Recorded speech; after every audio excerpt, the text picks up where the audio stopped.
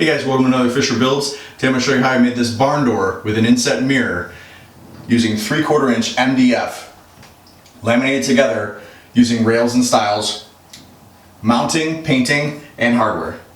Let's get started.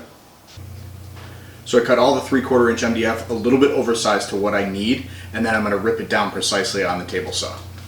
So my table saw is set to 4 inches because that's what's going to be the side rails. I'm going to rip those down, and then on the miter saw, I'm going to chop them into the lengths I need. Always wear dust protection, eye protection, and ear protection. MDF is nasty stuff. If nothing else, wear a respirator or at least a mask to stop stuff from getting in your lungs.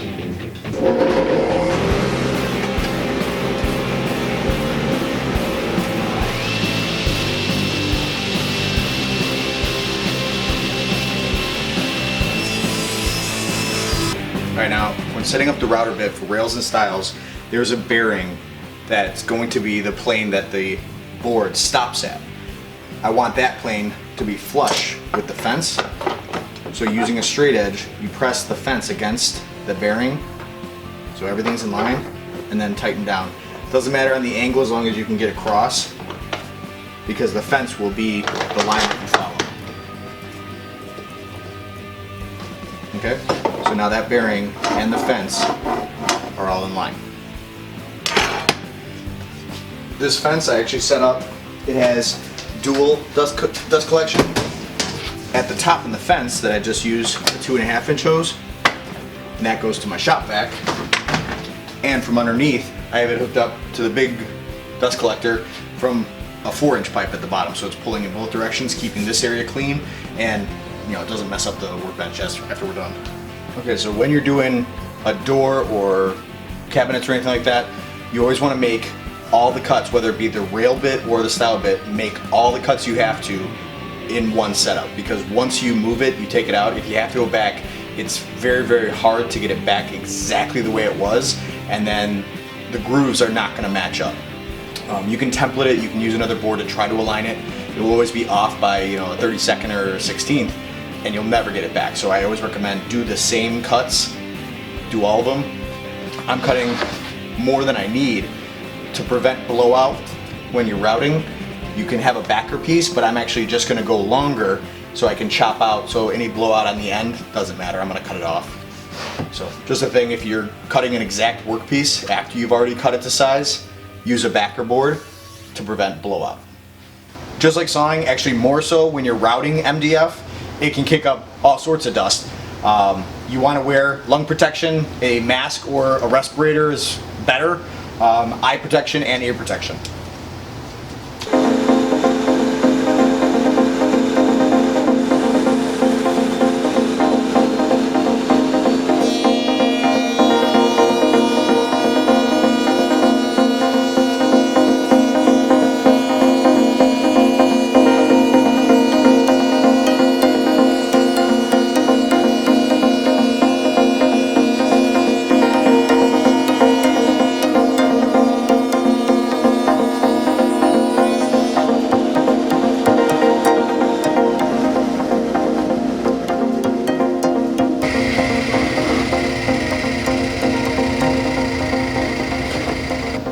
So now I need to set the miter saw stop, so I cut everything exactly the same, 26.5, because that's what I need for the kickboard, the kick plate, and the top crossbar.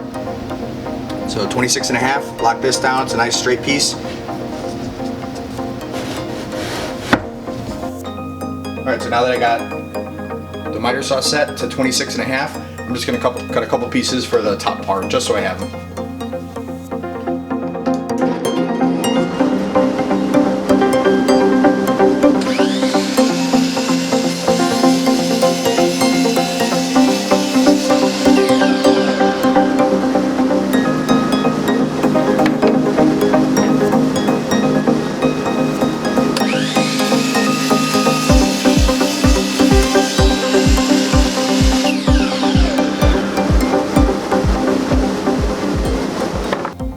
The whole door assembly is cut from one 4x8 sheet of MDF.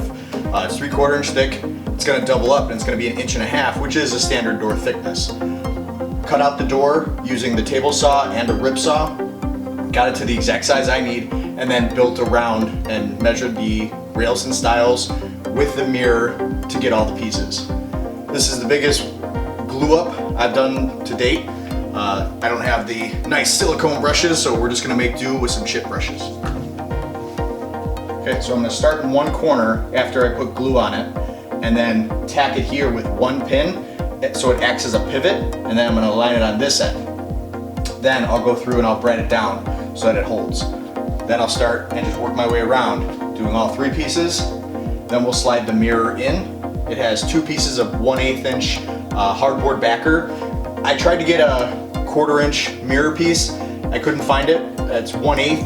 So in order to make up the difference, I have to have a 1/4 inch buildup. I had a piece of 1/8 hardboard. I just doubled it up. Word of warning, MDF drinks glue. So don't be sparing with it. And you want to coat this, because I'm trying to laminate these, coat it as evenly as possible.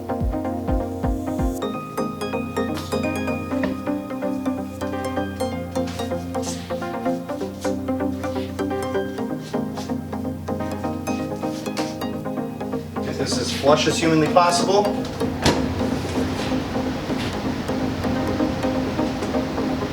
Popping a brad on the outside corner. So then I go down here and I can pivot this piece to get it to be snug.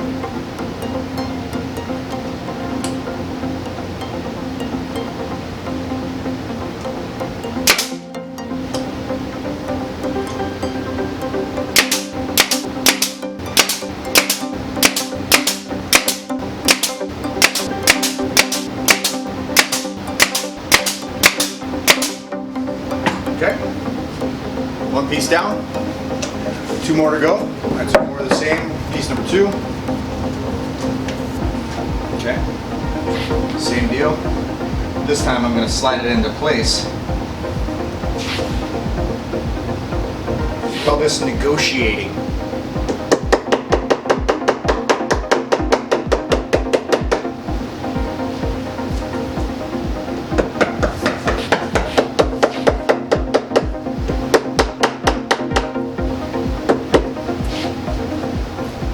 Feels good. Tack. I need to move it to here.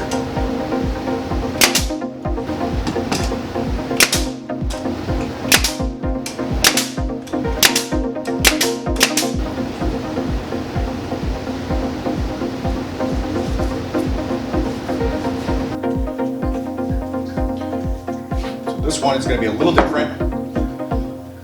I'm going to pin it in on this end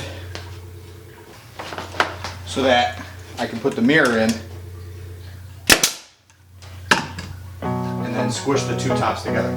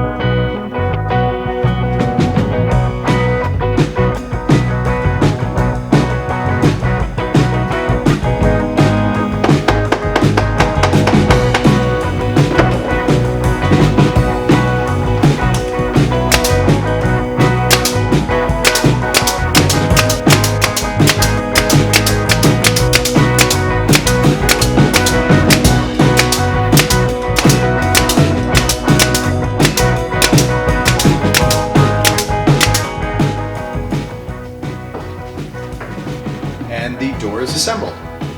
Ta-da! So now, a little bit of sanding, a little wood filler, fill all the nail holes, sand it out, and then it's paint and hang.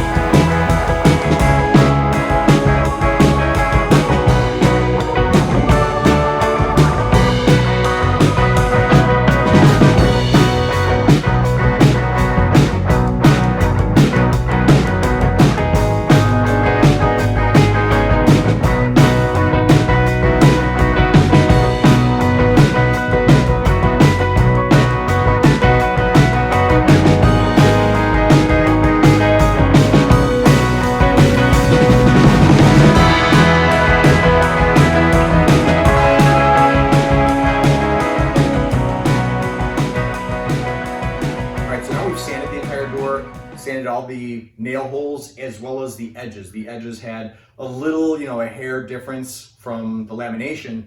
Just sanded that smooth so it's a nice flat surface. Now we're going to start priming. MDF absorbs paint and liquid like a sponge. So it's going to take probably 2 coats of primer just to seal it up and make it, so it'll accept paint really well and it won't just fade in and be a dull paint. If you ever painted MDF straight, it can dull and actually show through a little bit in certain spots from glue or something else. So we want to paint that on top of a good thick base of primer. Everything's going to be just white, and then the door hardware is black, so it's going to be a nice contrast there. So we're going to start priming and painting now.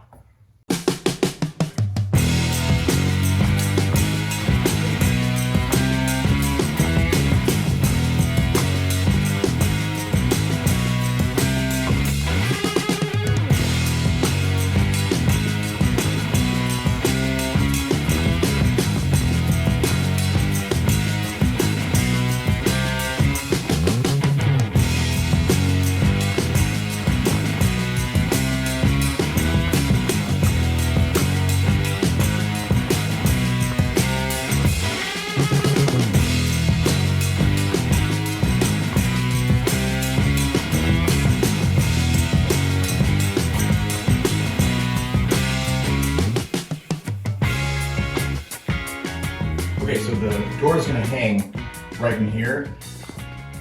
The old door used to swing in and block the tub, and that's what we're trying to avoid because it fully closes off the bathroom. This interior door stop can come out, and it's just going to be a flat transition from room to room. To get that out, get a razor knife and just carefully score all the way down.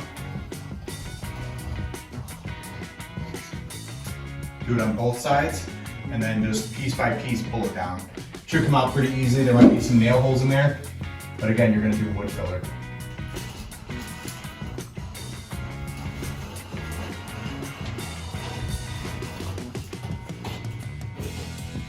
Once you pass towards the bottom, switch and come from the bottom up.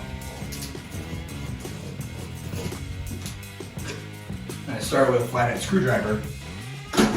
Once I get it popped off, use a bigger screwdriver because it has more surface area, it's less likely to dig in. Get it in and just roll it. Side up till it's tight, and just roll it. It doesn't matter which way you roll it.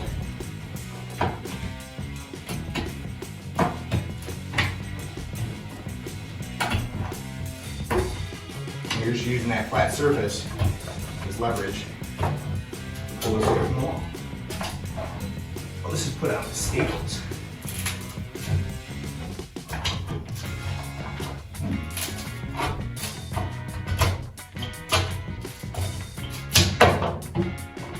Once you get enough, you just start being aggressive with it. Okay, that's one. We'll do the rest, and then I'm just going to take an orbital sander and sand this whole surface so that this ridge from the paint is smooth and you won't see that, as well as fill in these. So to fill up the hinge recesses, just using wood shims. Measure it out, mark it, and then you're just going to cut these to size, and then just make little trims. You score it, snap it one way, then snap it back, should be fine. And then try to figure out your curve. You can actually use the hinge to make this curve exact if you wanted to. We just need approximate to fill this void, and then we're going to use wood filler and wood glue all around it, and we're going to sand this whole area smooth so you won't be able to see it. Once you have your fill piece, use some wood glue.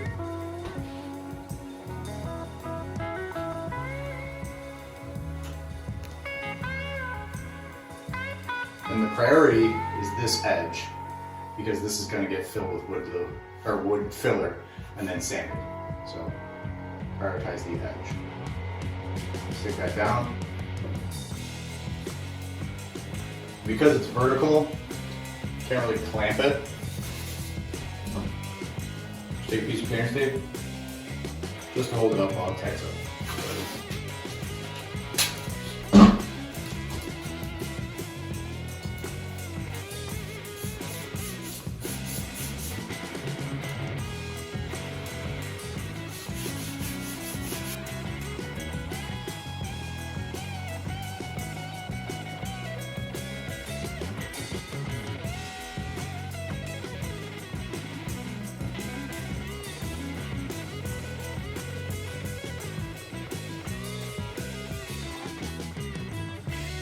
Okay, now that we have the jamb smooth and sanded and the doorstop is now out, everything is smooth and filled with wood filler. Now we're going to prime it and paint it.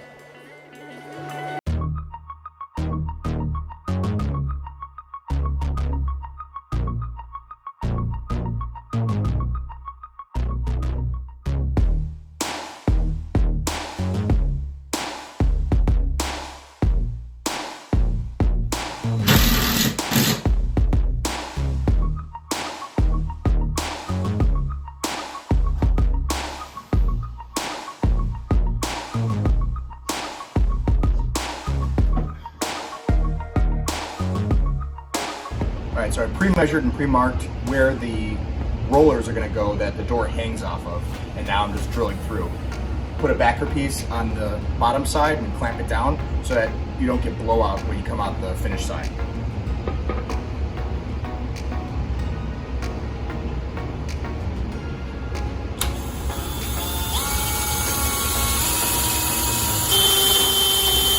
So once the bolts are in place, put the wheel on.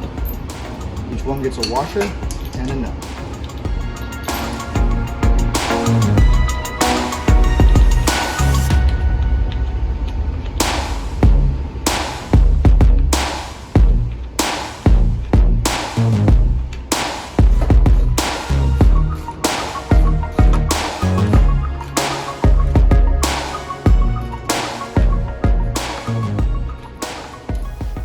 All right, so the door is assembled. The header board's up. You do this because the studs don't line up with the holes on the rail.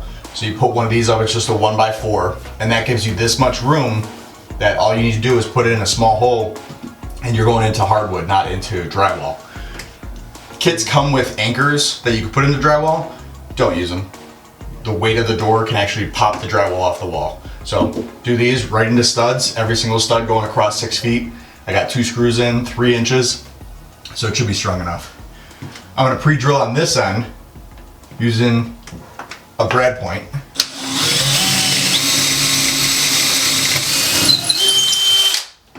Okay. And then I'm going to mount one end of the rail, go to the other end, level it, and pre-drill there. Then I just have to fill them in and it'll be in place. All right, so on this rail, so you can see, there's these long bolts with a washer on it, and then these stand off so the rail will actually sit away from the ledger board so the wheel can go on both sides because there's a groove in it. So you slide that on.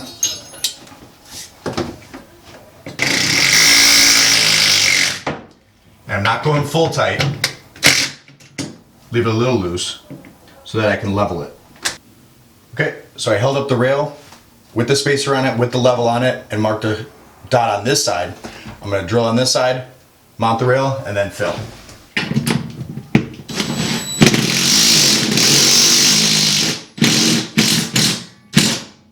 So, changing plans. Because of that standoff, my drill can't get enough penetration, so I just stuck my pencil through, marked where each one is. I'm going to loosen this, take one of the sides down, and then pre-drill everything.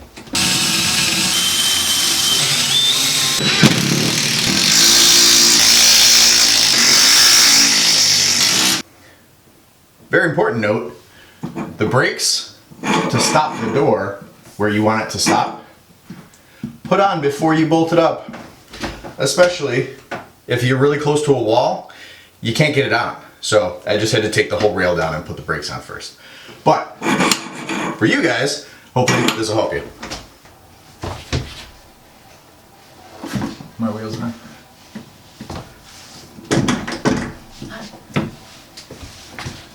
There you go. And you set the stops where you want it to stop.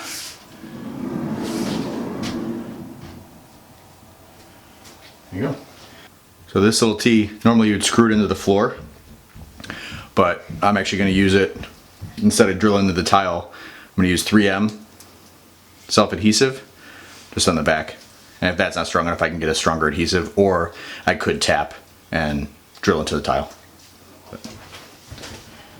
So now I'm just drilling the holes for the handle, and then we're done.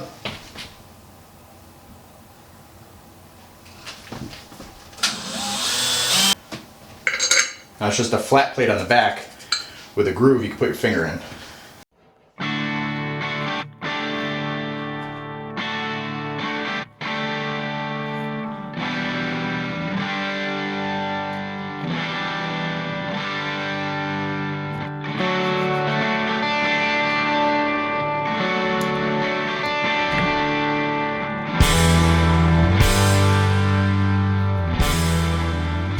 Now, one of the biggest motivations to make this door was actually just shopping for one. Getting a door the size we needed with a big mirror like this, they were very expensive. The highest I saw was over $2,000. I'm not sure exactly what was in that door. I'm assuming it was bulletproof and you can use it as an airlock on a spaceship. Not sure why it would be that expensive, but it's kind of ridiculous.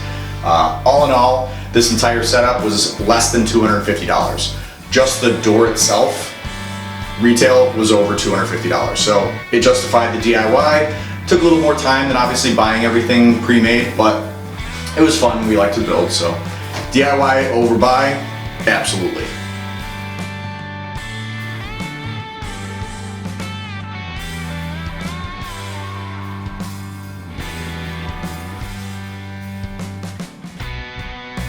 So that's another Fisher Builds. Hope you guys like the barn door with an inset mirror. If you have any questions or comments, please leave them below. Please like and subscribe, and always feel free to share. Appreciate you guys. See you next time.